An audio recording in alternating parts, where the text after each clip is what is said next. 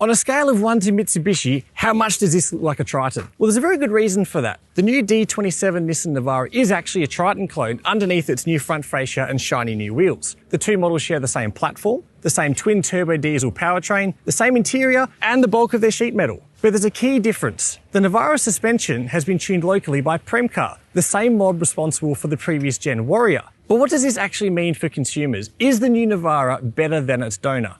Is Mini-Me the new Dr. Evil? Well, to find out, we've driven it on-road, we've driven it off-road, and we've even done a whiff of towing. So keep watching to find out.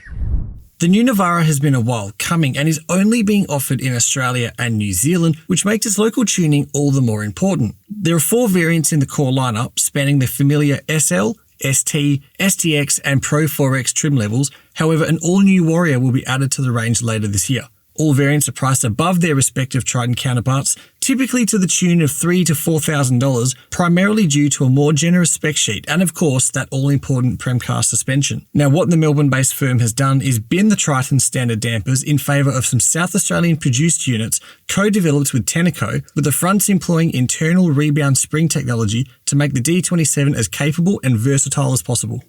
And you know what? That's exactly what the team has done. The new D27 doesn't pitch, it doesn't roll, it doesn't wallow, it doesn't oscillate over harsher impacts no matter what the speed is. It just takes the hit and gets on with the job, which really ought to be commended. The Triton, it's a fine vehicle, but it comes undone if you push it beyond 70, 75, maybe 80%, and that's even unladen.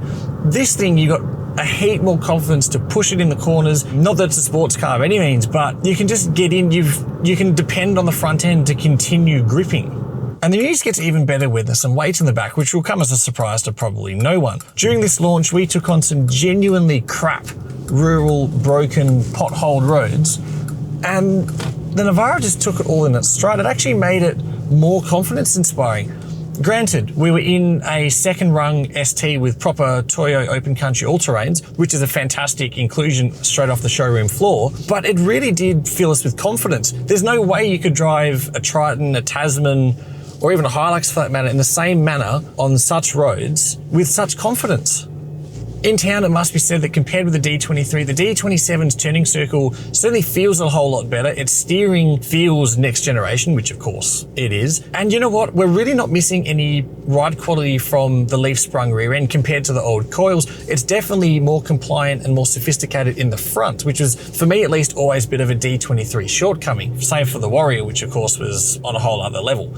So in summary, on-road at least, there's really not a whole lot to dislike about the D27. Sure, the transmission could be a little bit more decisive, but that's a Mitsubishi problem. In terms of a ute, this is really pretty bloody good. It'll certainly be interesting to put this head-to-head with a Ranger, because that's the kind of caliber we're talking about. This will dispense of a Triton, no worries in a head-to-head comparison. The new suspension really is a game changer so far as the platform is concerned. By now we're all familiar with the Tasman's shortcomings as well. The Hilux still feels like it's a generation or two behind the D-Max and the BT. They're both still good vehicles, but they're just sort of showing the age a little bit. They're still quite firm in the back.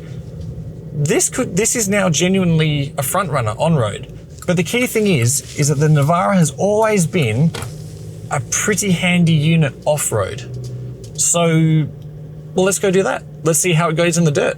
Now, if there's one thing you could never accuse the latest Triton of, it's being rubbish off-road. So the D27 Navara is already off to a good start there. Armed with more clearance and better off-road angles than the D23, it shouldn't come as much of a surprise to find the new Navara is a very capable beastie off the beaten path, especially the STX and Pro 4X, which leverage Mitsubishi's lauded Super Select 2 four-wheel drive system. A selectable rear diff lock, 800mm weighting depth and low-range gearing are all on hand for truly nasty terrain. Now, naturally, the D27 feels almost identical to the Triton in the rough stuff, save for the extra grip afforded by its all-terrain tyres, and the way it doesn't sort of plop or dollop into ruts and holes the same way the softer Mitsubishi does.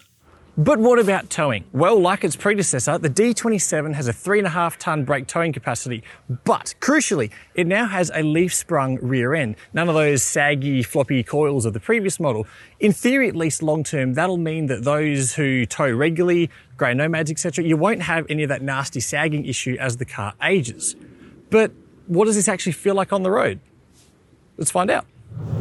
Now, let me just preface this section by clarifying, I am not the world's most seasoned or experienced tower, But car trailers, motorbike trailers, I've done enough to get by. And quite frankly, with 2.6 tons on the back at the moment, the Navara is handling 90 to 100 k's an hour on this freeway quite happily.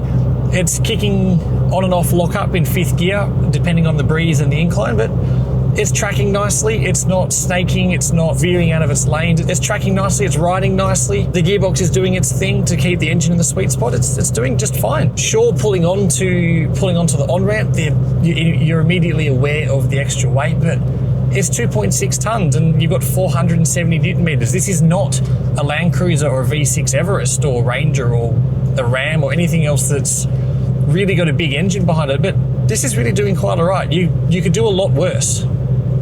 So there we go then, a comprehensive first look at the new D27 Nissan Navara. Now, to answer our original question, is Mini-Me the new Dr. Evil? Well, quite frankly, yeah. This is the car that the Mitsubishi Triton should have been from the get-go. It rides properly, it handles properly, it's still really good off-road, it handles a load fantastically, and there's an extra 100,000 Ks on its warranty coverage. Yes, it's a couple of grand more, but arguably you're getting more equipment and you get that nicer, more compliant, more sophisticated suspension. So with the Warrior still to come, all eyes are on you now, Mitsubishi. Your move. Since filming this video, Mitsubishi has pulled an Uno reverse card and teased a hardcore Triton Raider that's just weeks, if not days away from its global debut. Now, while this is far from confirmed, Premcar is suspected to have had a hand in its development, which intriguingly sets this up as a diamond-badged Warrior twin, even though Nissan said it wasn't keen on sharing its Halo ute.